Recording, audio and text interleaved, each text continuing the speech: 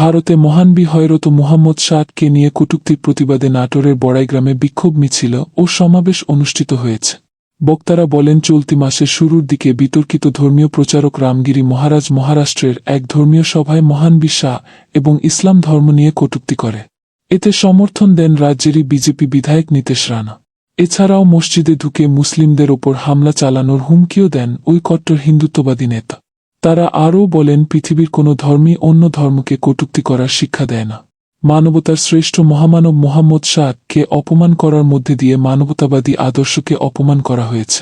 প্রকৃত মুমিনরা কখনো উগ্রবাদকে ছাড় দেয় না। এই ঘটনার সঙ্গে জড়িত ব্যক্তিদের দ্রুত আইনের আওতায় নিয়ে আসার আহ্বান জানান বক্তারা। খবর নাটোর 2-4 সেলিনা আক্তার।